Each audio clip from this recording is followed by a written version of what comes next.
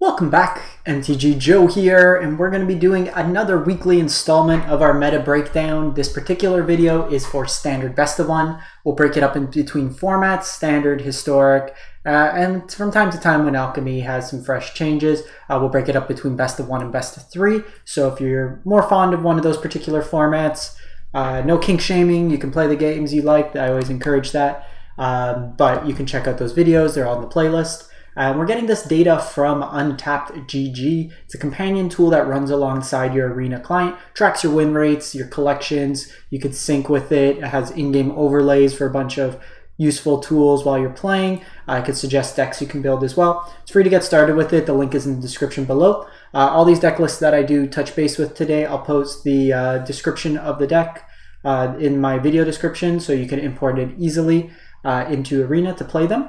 We're going to start this week with Standard, like I said, April 10th to 17th, Platinum to Mythic rank, and we had 200,000 games contributing to this Standard sample size. And jumping right into it, as is every week it seems, Mono White, King of the Hill. And the one thing we've seen with Mono White is it's evolved in certain ways. We've seen slight variations.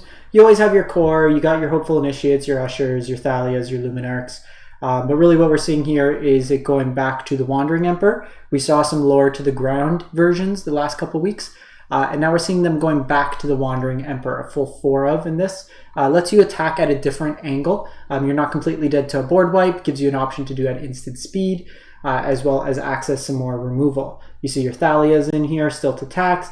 You have your Spellbinders, Reidane. Notably, it's going with Brutal Cathar as opposed to Skyclave Apparition.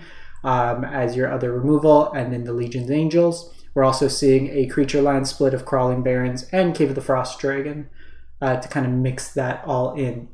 And this had a 67% win rate with 190 games played. Up next, we have Selesnya Enchantments. So there's kind of 2 builds of the enchantment build versions, and I like to do this to kind of compare and contrast actually. So this version here, the Selesnya Enchantments, 63% win rate. And this one's kind of a more mid-rangey shell. So there are elements that you do have with the Runes deck. You still have Generous Visitor, you still have Jukai, you still have Kami, you still have Runeforge Champion, but notably it's playing just Rune of Might, Rune of Substance, no Rune of Haste.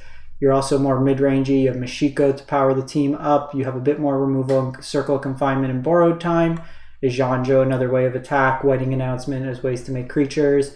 Spirited Companion. So you don't get the showdown of the Scalds. You don't get those explosive kind of combo turns with the haste, but you still have a lot of those elements there.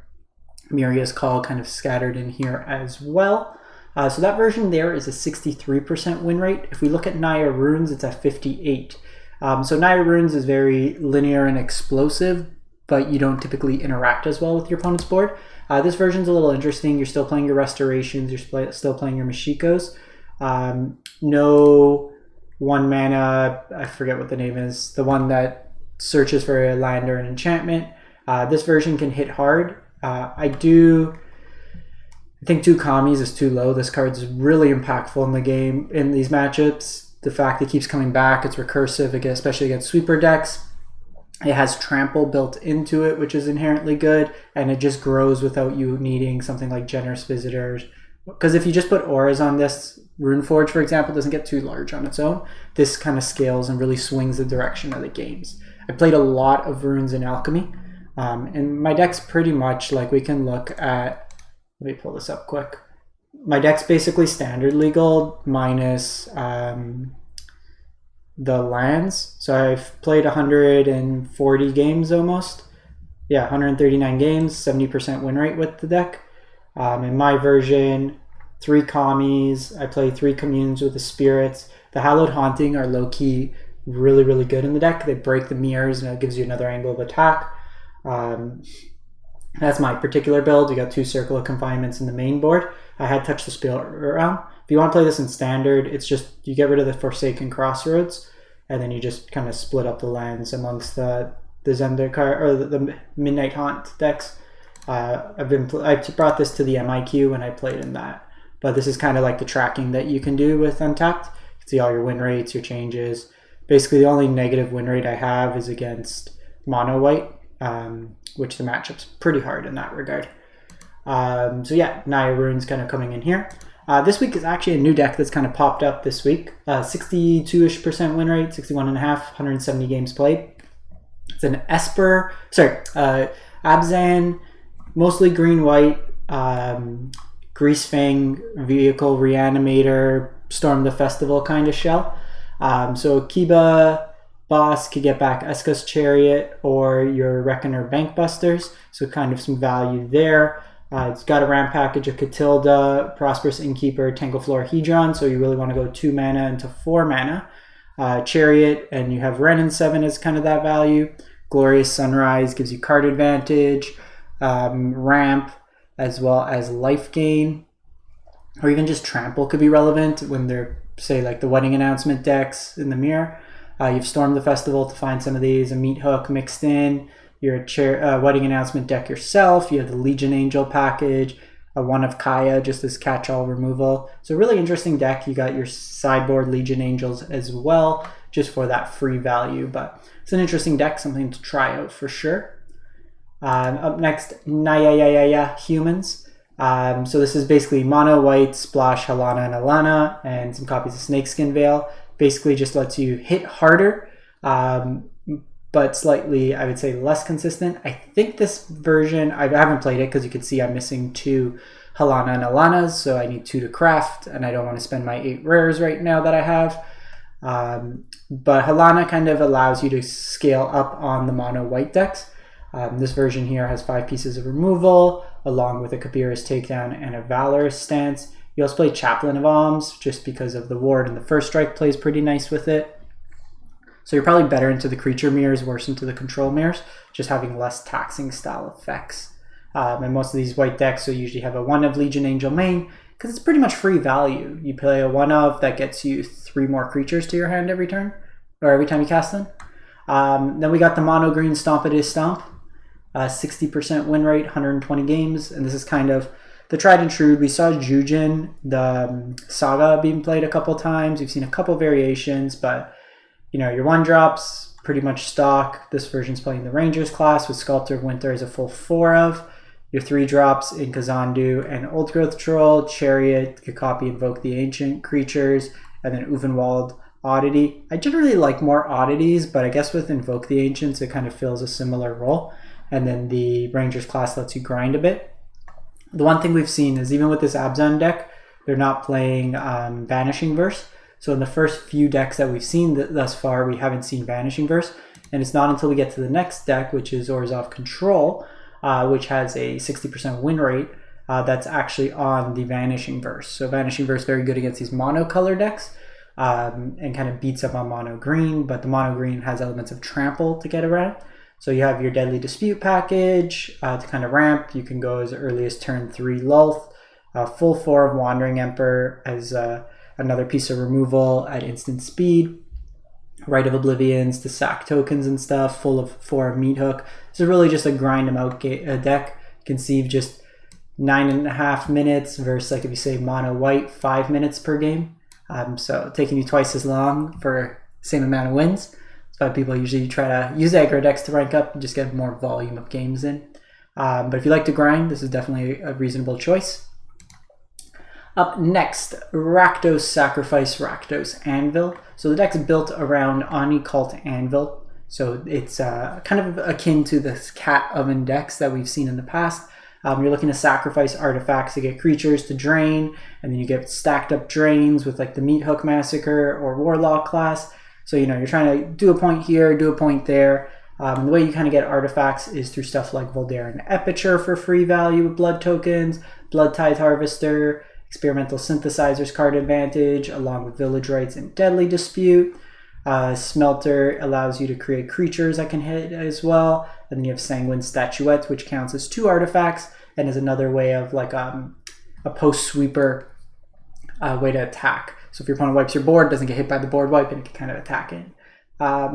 It's a fun deck. It's very meticulous, but it loses hard to farewell.